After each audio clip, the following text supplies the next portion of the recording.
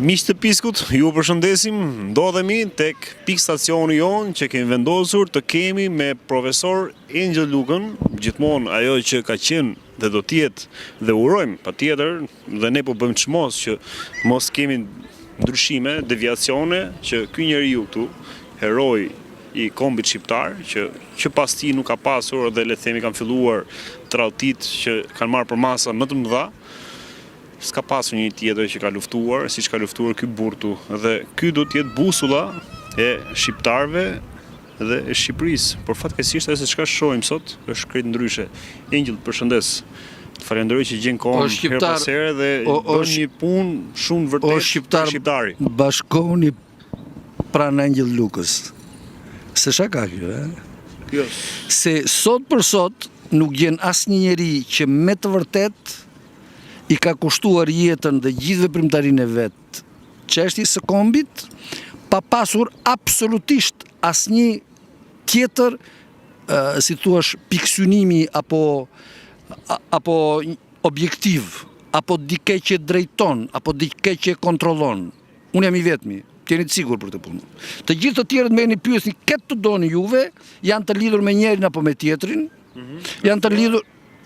Pyetini me radhë, unë ju çoj të tërve njëri pas tjetrit, merrini të tërë me radhë, që nga Edi Rama, te Sali Berisha, te Ilir Meta, të tjerë. Njerëz, edhe të tjerë. Si ti, si unë, mund të ketë shumë tjerë, njerëz, nuk ja dim as qëllimi. Dale, nëse nuk ja di, do të thotë që kontributi ti ka qenë pothuajse zero. Po ndoshta e dikujt tjetër nuk e dim për ne, më Angel. Jo reçon, ne jemi ballas këtu. Unë kam prit. Ne nuk e ndjekim, të po them. Jo. Unë po të them nga ata që ti shikon që me të vërtet janë duke luftuar kundër atyre njerëzve që kanë zaptuar dhe vazhdojnë të mbajnë të zaptuar institucionet shqiptare, ti gjej një këtë doj, le të dali këtu, i bëj thirrje, unë le të dali këtu e të thotë që unë jam ai që jam duke luftuar për pavarësinë absolute të institucioneve shqiptare. Që asnjëri prej atyre që drejtojnë apo që janë funksionarë të institucioneve shqiptare të mos ketë lidhje me jashtë, lidhje jo në kuptimin e miqësisë, biznesit e tjera, po lidhje në kuptimin e nënshtrimit. Nice. Kjo ka ndonjë rëndësi kjo se e nisëm direkt me këtë. Ka rëndësi, shiko këtu, ka rëndësi për një arsye. Shqiptarët janë të qorrollisur. Domethënë 1 milion shqiptarë të paktën janë një pjesë me Edi Ramën dhe një pjesë me kampin e kundër, domethënë Sali Berishën dhe Ilir Metën. Çdo të thotë kjo. Që shqiptarët janë qorrollisur dhe po bëjnë lojën që në fakt ju bën dem atyre. Po, por kjo nuk do të thotë që ka dhe shqiptarë të tjerë të ngjashëm si ti. Le të themi jo si ti fiks, por si të ngjashëm që mundohen me formën e vet bëjnë edhe proteste. Mundohen edhe një herë, mos jenë pale sistemi, pale këtij regjimi, pale këtij partie, pale kësaj pretendojnë, po faktet tregojnë se të gjitha ata të tjerët që ti po përmend, dhe unë po të them kushdo që pretendon le të dali këtu. Po, ti e thua se ankeste, po do që ta ndajmë, se mos keq kuptohem edhe nga njerëzit. Jo, le të lëvdare edhe një herë mos më bëhet von fare se çfarë mendojnë njerëzit. Edhe një herë. Unë nuk jam këtu për se e tha dhe ai çuni atëre. Ti nuk bën dot popularitet me këtë. Unë jam këtu për të bërë popularitet. Unë dua të ndërgjegjësoj njerëzit që të kthehen në rrugën e mbar. Dhe rruga e mbar e këtij kombi, e këtij vendi është që të më vetësohet. Që nuk do të thotë që ne nuk duhet të kemi miq. Edhe një herë. Djalin ose le të themi atë që po na ndjek ne që bën djallin, po. Ne kemi thënë atë Angel kundër djalit. Atë rolin e djallit.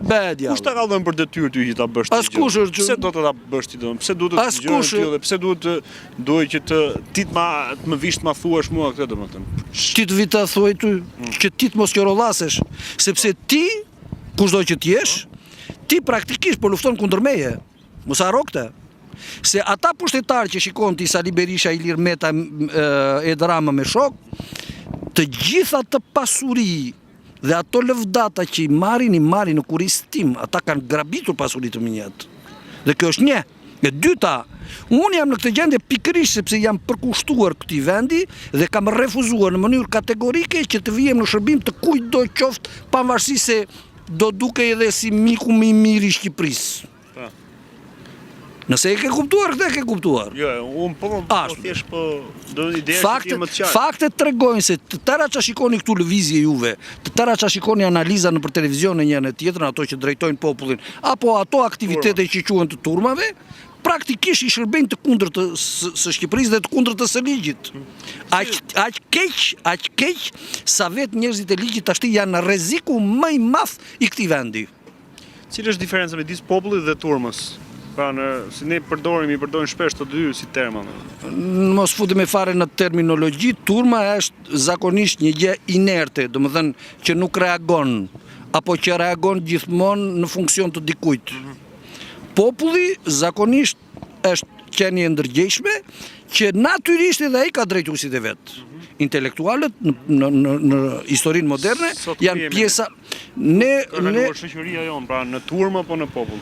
Sot në pjesën më të madhe të popullit, unë po e quaj popull, nuk po e quaj turm, ne jemi përpara një fakti shumë domethënës që pjesa më e madhe e popullit është inert, po inert jo në kuptimin e fjalës që nuk kupton çfarë po ndodh. Po është kthyer në inert pikërisht se ka kuptuar se çfarë po ndodh. Ka kuptuar që klasa politike, domethënë paria e ka trajtuar, po ashtu e kanë trajtuar institucionet dhe ata që i bën institucionet. Domethënë populli shqiptar ka kuptuar që nuk mund të reagojë dhe nuk mund të veprojë se e shikon që mosot nesër do të ketë armiq nga të katër anët. Kjo është e vërteta. Tani mund të t'ju them dy fjalë një çik më konkrete që ta kuptojnë mirë njerëzit çka ka ndodhur. Në direkt pas fillimit të shtatorit filluan një sër thirrjesh tek unë që të bëheshin vendime gjyqësore dhe të gjitha këto kanë pasur qëllim që të justifikojnë mos regjistrimin dhe mos ekzekutimin e vendimit të formës prerë që ka urdhëruar procedimi penal 3271 vitit 2022. Ku duhet të arrestohen të parët bankierët. Tani çka ka ndodhur? Prokurorët nuk duan ta bëjnë këtë dhe po bëjnë të gjithë farë veprimesh të mbrapshta, po jo vetëm prokurorët. Nga nëntori dhe dhjetori kanë qenë 4 gjyqtar të domethënë në funksion të këtyre veprimeve, le ta themi kështu, që duhet trajtonin çështje që i kisha ngritur unë. 1 Marinela Osmani, 2 Albert Meçe, 3 Kujtim Vranisi dhe 4 Angjelushe Tahiri. E diti ku janë këta njerëz sot? Ishin në gjykatën e shkallës parë. Di ku janë? Jo. Ti them unë. Direkt pasi kanë dhënë vendimet ose edhe duke i braktisur seancat, kanë shkuar, 3 kanë shkuar në GKKO, domethënë gjykatën e posaçme, dhe njëri ka shkuar në gjykatën e apelit. A ka mundësi që kjo të jetë rastësi? A ka në një farë mundësi që kjo të jetë rastësi? 4 gjyqtarë që kishin të bërë me çështjet e mia, njëra që ka dhënë vendim në kundërshtim absolut me faktet që ka pasur në dorë, dhe 3 të tjerë që i kanë braktisur seancat.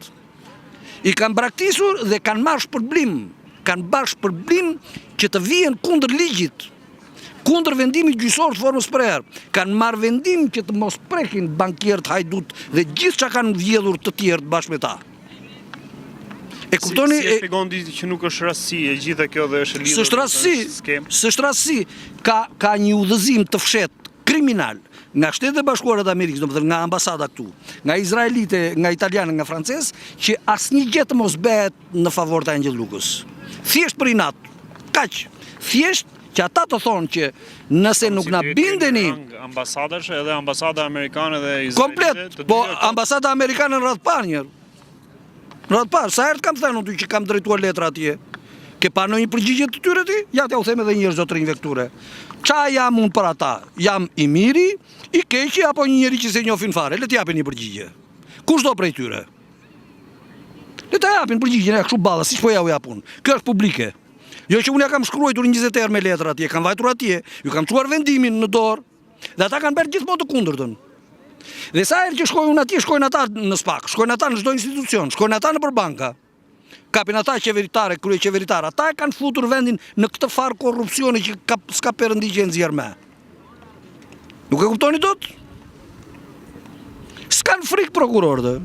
Si bën përshtypje fare, bën çdo gjë, ngatrojnë dosjet, bëjnë vendime të kundërta, fusin akte të falsifikuara, si gjendje fare. E kupton, kam bërë 10 ankesa unë, jo ankesa, po kërkesa që vendimi që ka urdhëruar procedimi penal 3271 të kthehet në vendim të ekzekutueshëm me raste konkrete. Të arrestohet filani, të më kthehen parat, të bëhet kjo, siç e ka dhënë vendimi. Po. E kupton? Nuk i prek fare gjykata. Si prek gjykata, se kanë marrë pjesë ata. Ata, imagjinohet domethënë Marinela Osmani, që ka dhënë vendimin për të pushuar procedim penal 4579 që nuk ekziston asgjë kundi, është një vendim i shpikur nga Leonard Filopati, direkt ka vajtur në gjykatën për korrupsionin dhe krimet e rënda. E dini sa është diferenca e rrogës që merr zonja? Me tek lëvizje? Me një tek lëvizje 400 milion lek merr ajo më tepër se shokët për gjithë mandatin 9 vjeçar. Do me dhenë, jo më pak se 30 milion lek të pastra, legalisht i merr ajo, më tepër se shokët. Jo këshu, dëse merr 60 ajo, në vit, 60, 70. Po, më tepër se shokët, merr jo më pak se 30 milion. Do me dhenë, imagjinoj, si kur ti thosh një gjyqtari zot, po t'japin 30 milion, na e prish këtë vendimin? Në vend ta bëjnë edhe me 3.000 lek. A janë ndehur to nga kjo lloj pasurie? Këta janë marrosur erdhiqun, nuk është punë pasurie. Se kur shkon në GKK, nuk është thjesht puna se more 30 milion lek. Po çfarë? Mbetesh i paprekshëm. I paprekshëm, aty Je i madh i këtij vendi. Ai miri fare që e kanë me sy të mirë amerikanët. Je i paprekshëm, s'të prek dot njeri, se ata janë vetë. po 30 kallëzime janë bërë në SPAK dhe pjesa më e madhe janë kundër atyre vetë. po si vlerësim si shqiptar, a mund të jenë shqiptar të vërteta me Po këta s'kanë asgjë të përbashkët me Shqipërinë erdhiqun, këta kanë vetëm xhepin në mendje. Dalin nëpër media, nëpër. Po pra, pikërisht. Po thonë që ne jemi ata që edhe një çfarë të thash unë deri tani. Po çon drejtsinë, po luftojnë korrupsionin, po drejtsinë, jemi krah shqiptarëve. Le të dalin kushdo prej tyre këtu para meje apo në çdo media që ka mundësi të shfaqin në kohë reale aktet që ata vetë kanë firmosur dhe do shikoni ç'a ndodh. Prandaj unë po i bëj publike dhe prandaj po ju them njerëzve që dilni këtu përballë.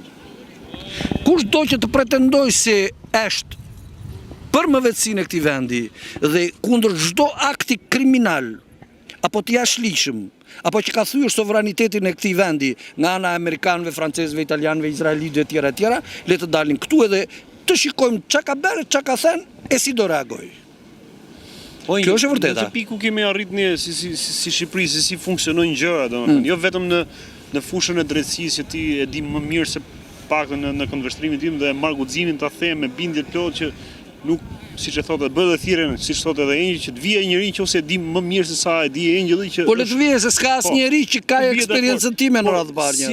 Si funksionojnë gjërat në Shqipëri valla? Po së prapë do me kry një punë, jo, kuptojmë atë. Po së prapë vjen fare. Por një halt, një problem, diçka. Që shkon si do e zgjidhësh, si do funksionojë domethënë. Prit. Sinxhiri i gjës. Prit se loja nuk është kaq e thjeshta që di. Ti shkon në çfarë lloj zyre? Prit, se ka një gjë që nuk është kaq e thjeshta që din njerëzit.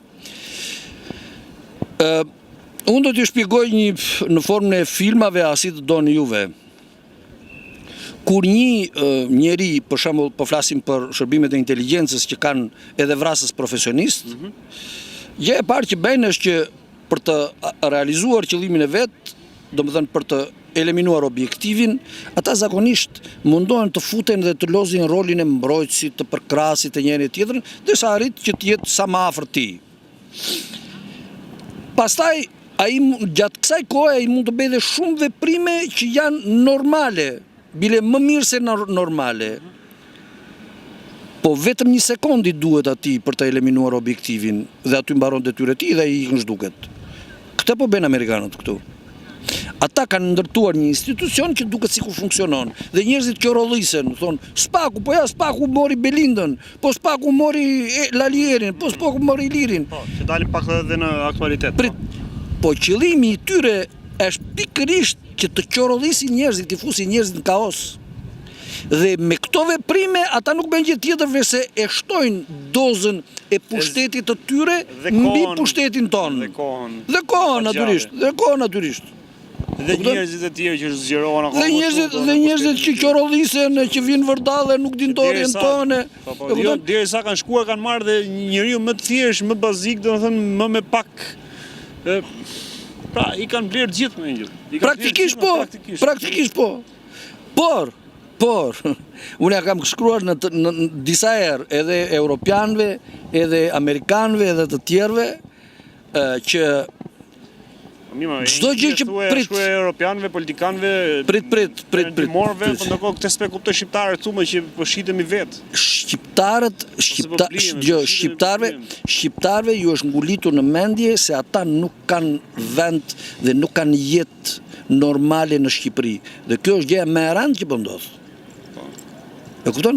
Prandaj sulmi im në Klapa, në Thonjza, është kundër atyre që e kanë krijuar këtë gjendje.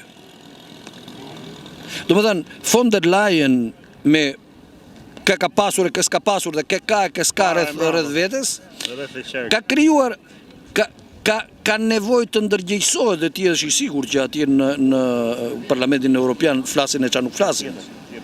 E kupton? Flasin e çfarë nuk flasin ata në Europë. E kupton? Dhe kush e disa herë kanë bërë gati për ta përjashtuar von der Leyen, sepse natyrisht ajo është kreu e komisionit dhe natyrisht çdo gjë që bën Komisioni Evropian ka detyrimisht firmën e saj. E kupton?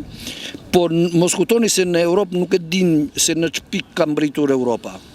Tash mos harroj që Spanja nuk merr pjesë në aksione kundër Iranit siç e kërkojnë.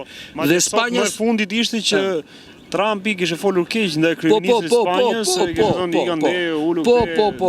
Po e njëjta gjë ka ndodhur me britanikët, që kanë pasur aleat të përhershëm, e me shumë të tjerë, pavarësisht se kush më shumë e kush më pak, domethënë mundohen që të mos jenë drejt për drejt të atakuar nga Trump. Dhe po të flasim pasaj për Trump, ai është qorrollisur komplet. Dhe nga se vjen kjo, se kjo është e rëndësishme të kuptoni. Se desha ta shpjegoja radhën e parë, po ju nuk e kuptuat. Radhën e parë unë të thashtu që izraelitët nuk kanë këshillimin e duhur. Nuk njohin faktet, nuk njohin forcën reale të popullit iranian, edhe të qeverisë së tyre, edhe të asaj që edhe Europa e ka nxjerrë si një organizatë terroriste. Domethënë garda kombëtare e Iranit, revolucionare. Dhe ata harrojnë një gjë që nëse Europa ka mbritur sot në këtë pikë ku ka humbur jashtëzakonisht peshën ekonomike, financiare, sidomos diplomatike e të tjera, kjo ka ndodhur pikërisht për shkak të këtij sistemi korruptiv që kanë mbjellur vetë. Kush? Europa. Europianët dhe amerikanët. Tash të marrim dy gjëra. Analistët më të mirë të Amerikës, ushtarak me përvojë, thonë që Izraeli është në pikën e tij të fundit. Dhe Amerika jo vetëm që ja ka futur kot kur është futur në sulm atje, jo vetëm që janë shkatëruar bazat rreth rrotull, janë shkatëruar radarët. Më madh në këtë rast është i Amerikës. I Amerikës sigurisht. Po pse? Sepse Trump dhe analistët ushtarak të Amerikës? Të Amerikës. Ai që e thot më shumë se kusht të tjerë, se gjithë të tjerët është njëri është Tucker Carlson që është gazetari nga më me emër në Amerikë, dhe tjetri është një që ka qenë këshilltari i presidentit dhe i ministrit të mbrojtjes. Domethënë këta janë zero absolut në një farë mënyrë, janë njerëz që kanë eksperiencë të drejtë për drejtë, janë ushtarak të mirëfillt. Dhe faktet tregojnë se iranianët e kanë rrafshuar Izraelin, kanë rrafshuar bazat amerikane rreth rrotull, e kupton? Thuhet se amerikanët nuk e pranojnë, po thuhet që i kanë bërë dëm kolosal aeroplan mbajtëses, e kupton? Dhe është era e parë në historinë e Amerikës që sulmohet një aeroplan mbajtës dhe i bëhet dëm. E kupton? Era e parë. Po për media nëse se po prit të mbarojmë. Media thotë tjetër gjë komplet, ne shohim po sepse ne 173 njerëz të Delta Force janë arrestuar nga iranianët. Të Delta Force, domethënë të trupave më speciale, trupave elit amerikane. E kupton? Amerikanët para disa ditësh grumbulluan një divizion të madh kurdësh për të hedhur kundër Iranit, i zhdukën brenda një ore. Bam bam, i bën rrafsh. E kupton? A do të rriqet Irani Angel për Kurse unë them që jo. Amerika dhe Izraeli? Unë jo vetëm që them që jo, po lajmet e orëve të fundit janë që ata kanë vrarë dhe vllane Netanyahut. Dje. Dje. I kanë çuar bombë në bunker edhe kanë vrarë edhe vllanë e tij. Po ky ishte njëri i pushtetshëm me pozicion apo? S'ka rëndësi, ata janë betuar që ju kanë thënë që çfarë na keni bërë do t'ju bëjmë. Na keni vrarë familjen, do t'ju vrasim familjen. Ku është ky? Ku është strehuar? Ku ndodh? Një zot e di. Po një zot e di. Thonë në Gjermani po një zot e di. Nga Greqia. Shiko, me kushtet që janë sot në komunikime ai mund të jetë kudo në botë dhe vazhdon drejton punën. Po ky s'është problemi. Atëre, çfarë desha të thosha? Para 4 vjetësh, fiks para 4 vjetësh i bie që rusët sulmuan Ukrainën me pretendimin real që futja e Ukrainës në NATO përbente rrezik. Do të përshëndet pak Zelenskin. Po, ai bote këto video të shumë me green screen, me jeshile kështu ditë. Edhe rusët sulmuan me pretendimin real të vërtet që futja e Ukrainës në NATO përbente rrezik për sigurinë e Rusisë. Dhe po flasim për dy vende që janë në kufi me njëri tjetrin. Mund të shpjegosh te bravo, mund të shpjegosh te nëse do futesh rreziku kishte Rusia? Po normale, Rusia, shiko këtu, në vitet 80, kur Bashkimi Sovjetik dhe gjithë kampi lindor me fjalë filloi të shpërbej, u bë një pakt midis rusëve dhe amerikanëve dhe në përgjithësi të NATO-s, që ne po lejojmë hapjen e sistemit, po lejojmë krijimin e partive të tjera, domethënë për krijimin e një sistemi demokratik, po lejojmë hyrjet e daljet e njerëzve, qoftë nga perëndimi në lindje apo nga lindja në perëndim, kështu me radhë, por zona ushtarake nuk ndryshon.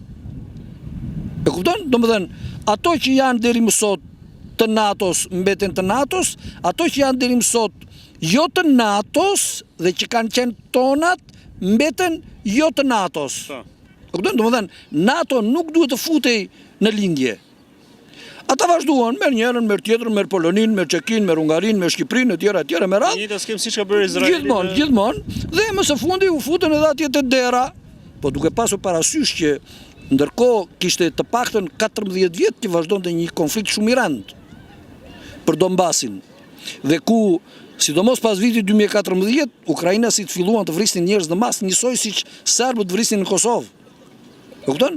Dhe ti jesh i sigurt që qoftë nga populli rus, qoftë nga populli rusofil në Donbas, ka pasur takime të drejtë për drejta dhe lutje të drejtë për drejta që i beshin Putinit që na mbro. Nga Ukrainës vetë, nga populli. Po pra, na mbro.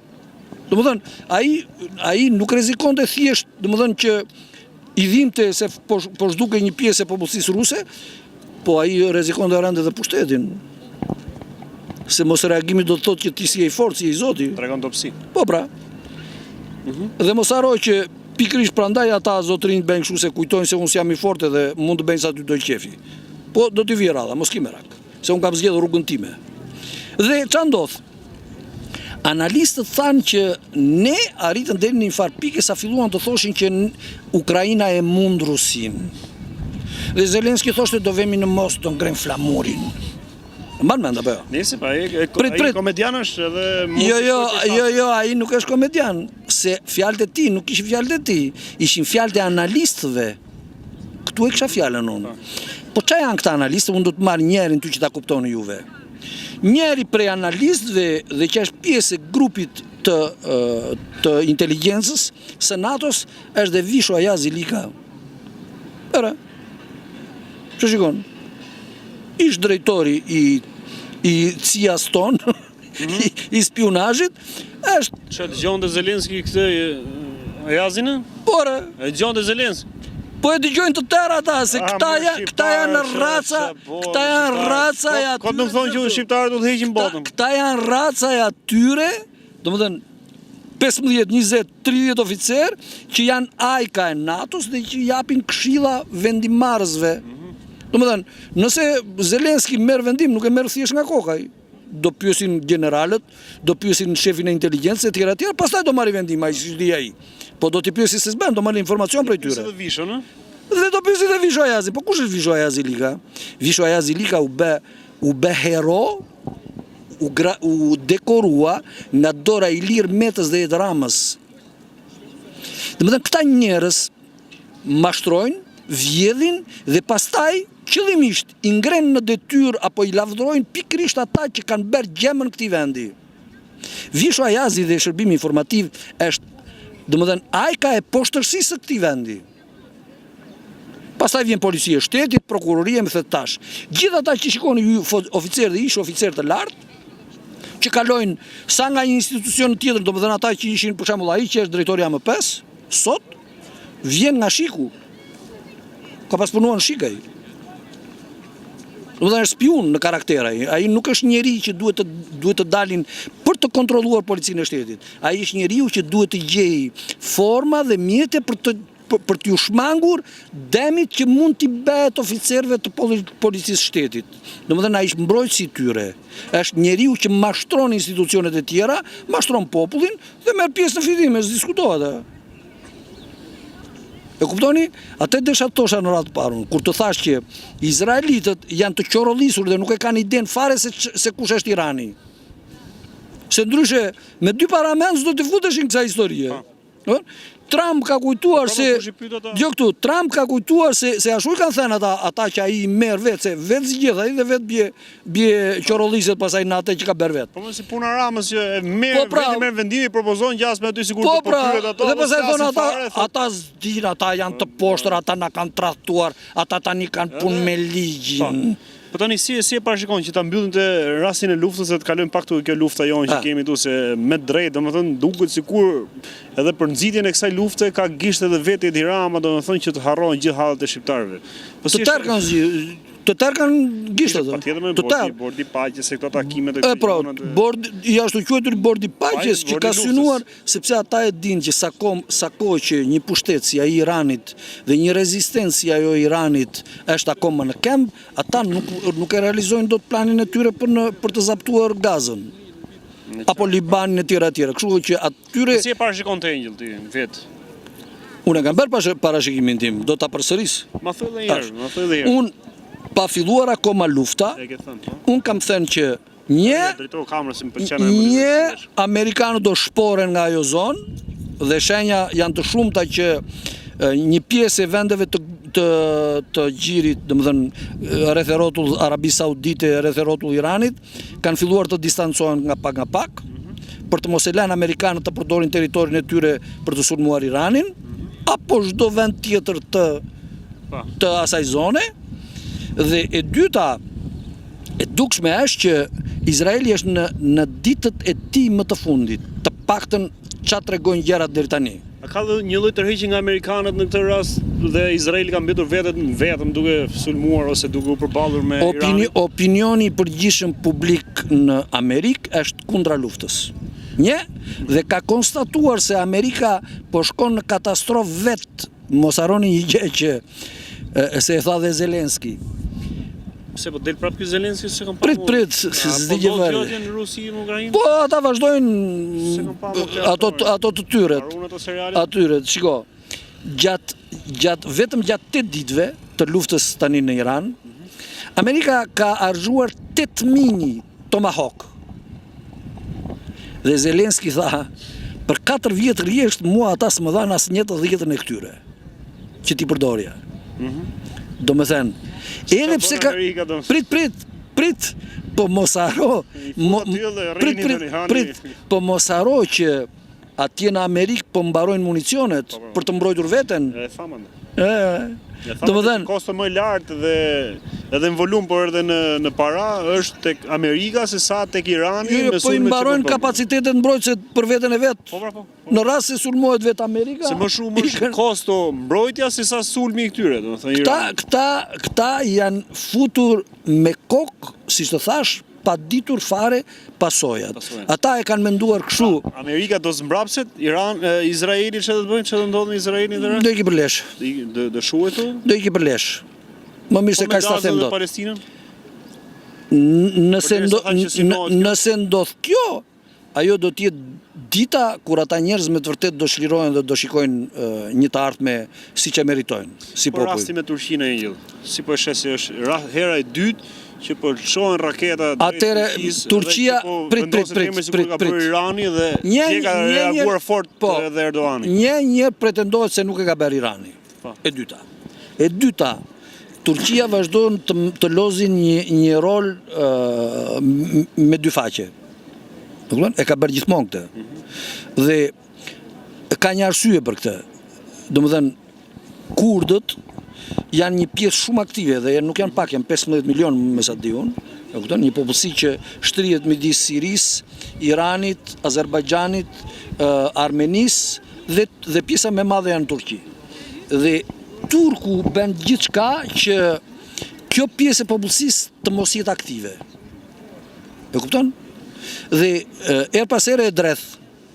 E kupton? Domethënë me qëllim që në çdo moment kjo pjesë e popullsisë, domethënë kurdët, të mos e rrezikojnë politikën dhe popullsinë e Turqisë.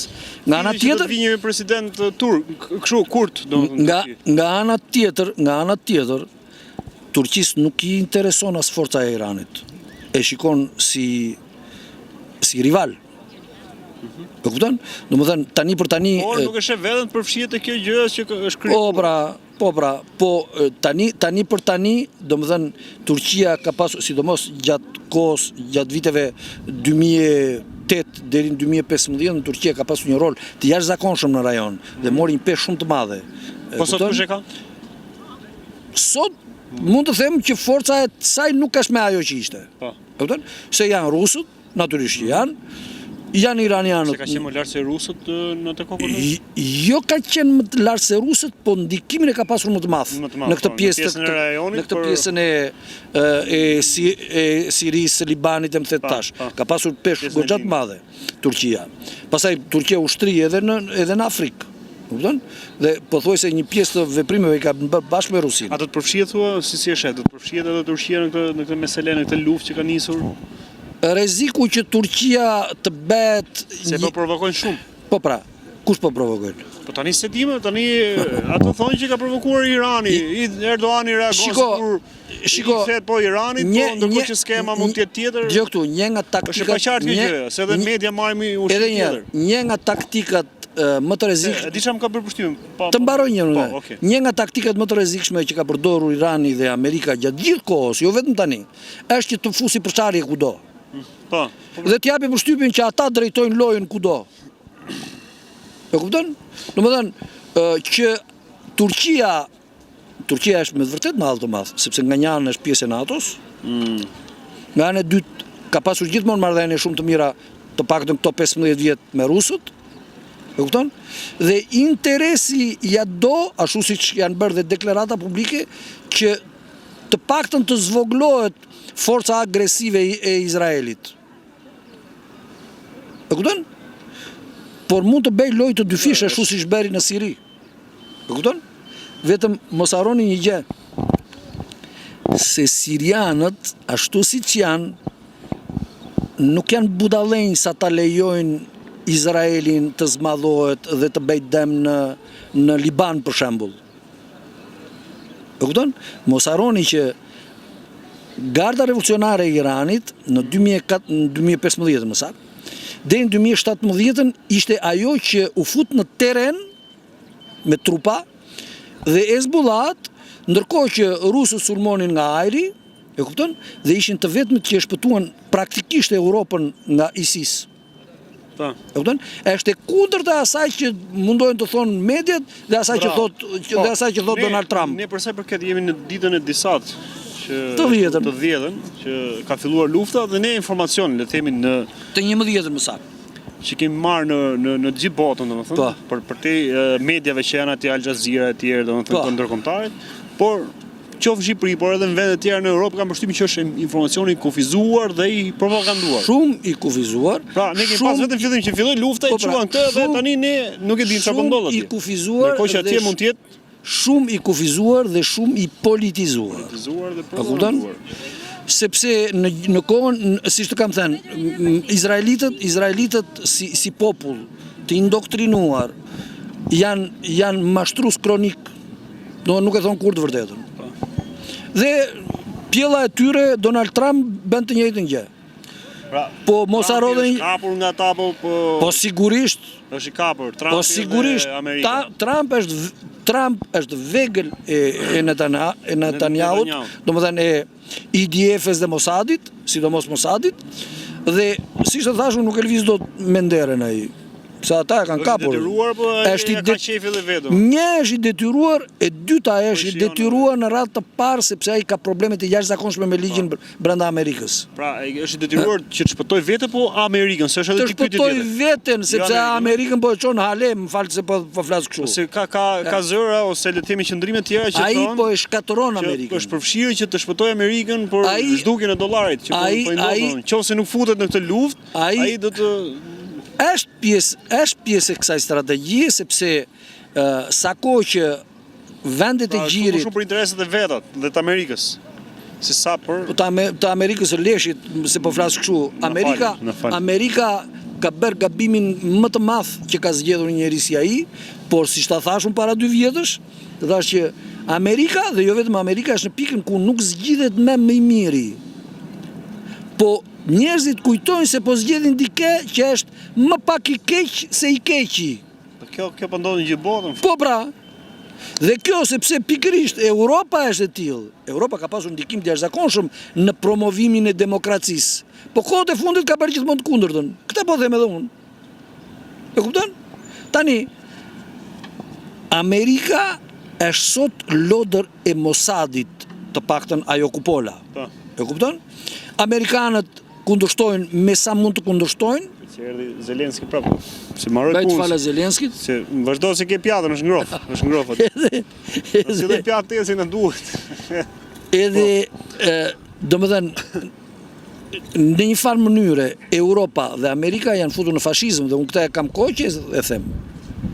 Se çfarë është fashizmi? Është një nga format më të rënda të shuarisë së demokracisë. Kupton? Kur mediat nuk thonë hapur atë që duhet ta thonë dhe që duket sheshit. Ora, ju e kuptoni që unë jam rasti më konkret dhe më i dukshëm i gjithë kësaj historie. Kam 20 vjetun që bërtas dhe asnjë nga mediat nuk guxon ta hapin në ekranet. Ata i thash edhe kolegut tënd tani Sonit, i thashun do ta kallzoj atë pronarin tënd atje. Quhet detyrimi për të treguar provën, e kupton ti? Jo, unë s'kuptoj asgjë, thjesht marr mikrofonin, jam kështu stativ mbajtës. Unë këto që të keni parasysh një gjë që unë këto që i them, përveç se i di vet, unë sigurohem që institucionet të më thonë variantin e tyre. Dakor? Dhe në këtë pikë unë baza e gazetarisë. Po pra, unë kam vajtur edhe një palë duhet pala tjetër. Po pra, unë kam vajtur edhe te AMA dhe i kam thënë çfarë detyrimesh kanë ata gazetarë ndaj me që filani nuk guxojnë apo kundërshtojnë që të thonë atë që unë kam të dokumentuar. Dhe që tani siç e kam thënë dhe përsëris për të 1 milion herë, nuk bëhet fjalë për kërkesat e Angel Lukës, po për urdhrat e gjykatës. Domethënë është vënë në diskutim. Pierdhin as për gjykatën. Po pra, pikërisht pra, se këta në atë pikë kanë arritur. Dhe falni se na preshi çik gojën ato. Dhe AMA, autoriteti mediave, jo let na dëgjoj, AMA, autoriteti mediave audiovizive më ka thënë që mere që ka të ligjin, është ligji filan, më ka thënë mua, shikohet që ka tje, se atje janë të qarta të gjitha, dhe atje janë të qarta, ku thuhet që gazetari nuk e ka të drejtën e diskriminimit për asnjë lloj arsye qoftë. Domethënë, kur është një fakt që ka të bëjë me jetën e njeriut, me pasurinë e tij në dëm të dukshëm, të konsiderueshëm, dhe kur ka të bëjë me vetë institucionet, gazetari është i detyruar ta thotë. Në rast të kundërt, dënohet sipas ligjit kaq e aq. Dhe ligji kaq e aq është në 304 i Kodit Penal, i cili thot detyrimi për të treguar provën. Domethënë gazetarët e kanë për detyrim të nxjerrin të gjitha ato dokumentat që kam unë atje, sepse ato përbëjnë fajësi të prokurorëve, domethënë përbëjnë thelbin e mos respektimit të ligjit. Nuk kam më të bëjë Angel Luka aty. E qartë. Hajde më për Angel se bëni, po bëni për Për vete. Për vete më për. Se e kuptoni juve, këta lloj kusarësh, në kohë që bëjnë kështu me mua, ç'a bëjnë me juve? E dini juve? Ju shtypi si miz. Jo, se kuptojmë atë. Nuk e kuptojmë dot. Ta kuptojmë atë ne, ishim në vend tjetër. Po kuptoj ti i pari herë që je këtu. Shiko Skënderbeun. Shiko. Pisina shef, ha? Shko për ulu atje në gjunjë edhe thuaj më jep këshillën. Për të për ulu jo, unë vlerësoj për ulu është tjetër gjë. Për ulu para kombit të çun. Është për ulu para kombit, nuk është për ulu para Italisë. Është për ulu para kombit shqiptar, atij që të ka pjell ty. Nëse shko atje dhe thuaj atij më jep një këshill ç'a të bëj unë sot. Do flasit tu, do na thotë gjë? Ai ka dhënë këshillën ai më një dhe ka dhënë këshillën për kushtet. Ai ka thënë kështu. Kushet zgjon. Armikut shpatën kokës, bam. Ka thënë ai, jo unë. Po. Tani për të fol pak për situatën aktuale, ku ndodhet politika dhe Shqipëria. Dorëzoi Balluku, Rama dorëzoi Balluku, doli Balluku, deklarat tha Rama është lider historik.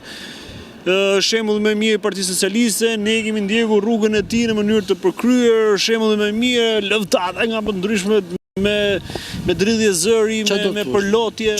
Pas saj doli Rama, dje domethënë, pas 2 ditësh, doli Rama edhe i shumë i tensionuar, me gjithë njerëzit aty për rreth, që ky fliste ato munoheshin që të ruheshin edhe për lëvizjen më të vogël të mimikës tyre që mos e shprehnin si informacion që t'jepnin atë se çka ai po fliste dhe të transmetoshin ndoshta reagimin e tyre që ndoshta mund të ishin kundër apo pro asaj siç ka thoshte kryeministri. Dhe Rama thotë që Balluku thonë ka vendosur thikën në fyt tha.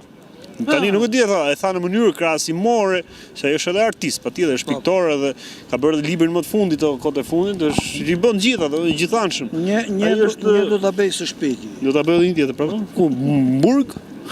Do ta bëjmë Burg një libër tjetër? Pran Lalierit që tha të njëjtat fjalë si Belinda. Se edhe Lali ka thënë këto gjëra kështu, ka vënë. Pikërisht ka thënë. Edhe pastaj ai një gjë ka bëu disa gjeste kështu pastaj si pa jo, s'mund ta themi dot atë se mund ta themi. Është mund të hipësh edhe atje pa, do t'i ish kombinat apo kino studio? Do t'i ish pse kombinati këtij është një dhe?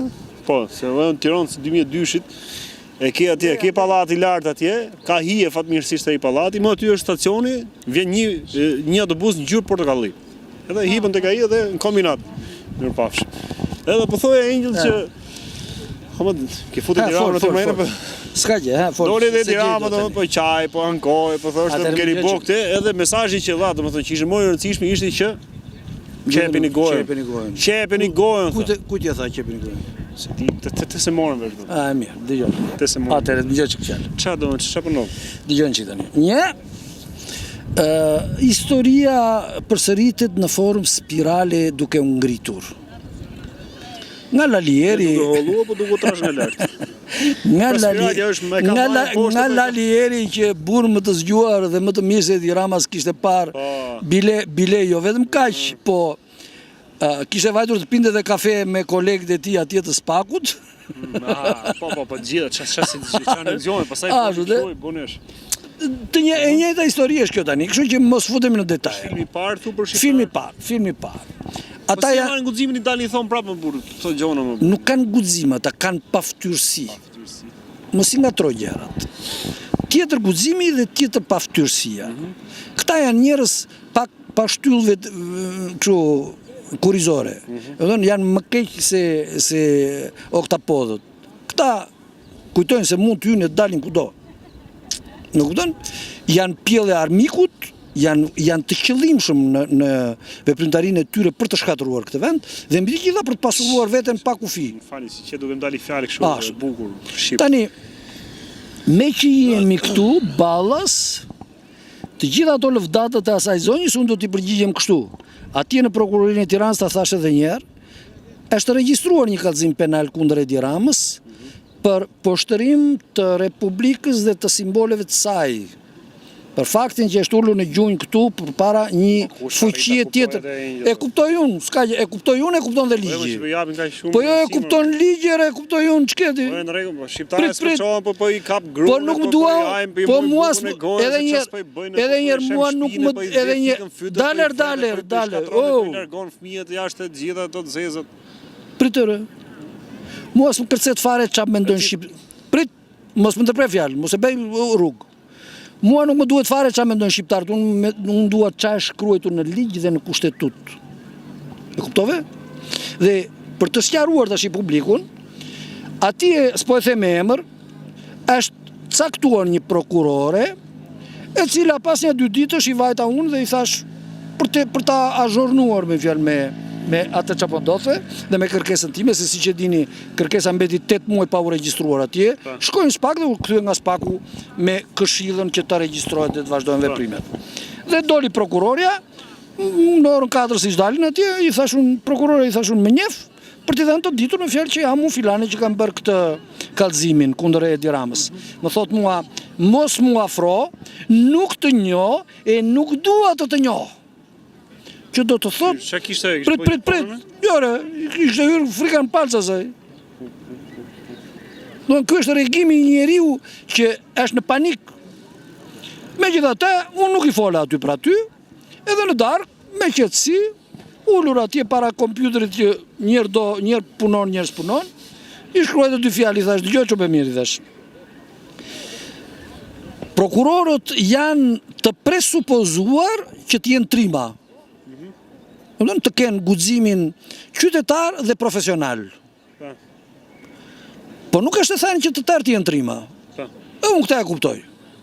Përdesa situata është e tillë që është një njeri pothuajse i zakonshëm, një prokuror, që ka një kompetencë dhe që ka një autoritet ligjor, që duhet të kundërvihet më të parit të Shqipërisë.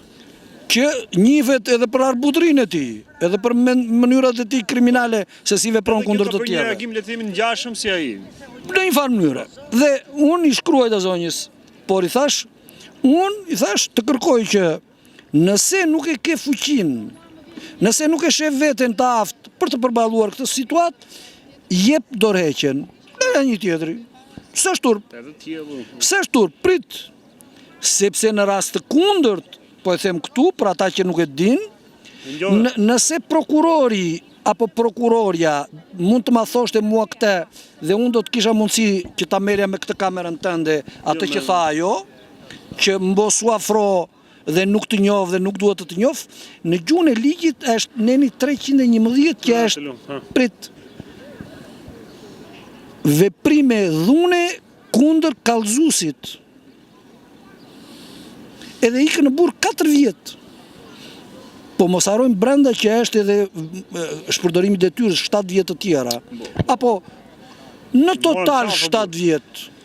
Ti je një Edi Rama i dytë në një farë kuptimi Angel. Jo, unë jam anti Edi Rama, mos i ngatoj gjëra. Edi Rama ka largu 1 milion shqiptarë për kaq vite jashtë Shqipërisë, ti pjesën tjetër i fut në burg. Çfarë do të bëj kështu? Jo si fusuna i fus ligji, mos i ngatoj gjëra. Po ligji pra nëpërmjet ligjit. Harroje ligjin në unë nuk prek njeri me dorë. Unë nuk prek njeri me s'kilon njeri pa fut në burg, pa thonë që po nuk e kuptoni që këtu po sikën të paktën para 3 vjetësh kam thënë aty. Po sikën të paktën 5000 veta nga këta që janë parie e Shqipërisë, nuk shlirohet ky vend. 5000 veta ka. Të paktën. E ke thon para sa vitesh? Po para 2-3 vjetësh, ta shikojmë intervistën atje, ta kam thënë ty. Po tani sa, po 5000 po është shumë më shumë, do të kuptojmë çik nga anoj më shumë. Po që rëndësi ka, po të përmend atë shprehjen e atij Bledi Vevziu tha. Kur njeri gjyrat burra se i than programi do të bëjmë ne dy më po na futi çik njerëz intelektual, njerëz lehtësuar, njerëz kompetent, analistë, njeriu ka jo kaq miliard, po aq miliard. Dgjoj tha Bledi tha. Kur shuma e parave që ka një njeriu kap $1 miliard apo euro, të tjerat mbi të nuk kanë me kuptim. Se u mbet vlera e asaj. Po pra, se kur ka aq njeriu i ka të tëra. I ka mundësi të bëj çdo gjë që i do qefi. Realisht i ka të tëra kur i ka apo kur i ka aq njeriu i ka të tëra ç'a mund i doj kokën e qefit. Vetëm pastaj ajo tjetër është thjesht makutëri. Po këtë si po më haj këtu. E ka këtë këtu apo jo? Kush? Nëse ka ato, domethënë ai ka këtë. Po. Komitetin qendror apo? Ka lesht. Bile i bet më i mirë komiteti Po, qendror. okay, mirë, këtu ndajmë mendime të tani- ndryshme. Mirë, Angel. Falenderoj.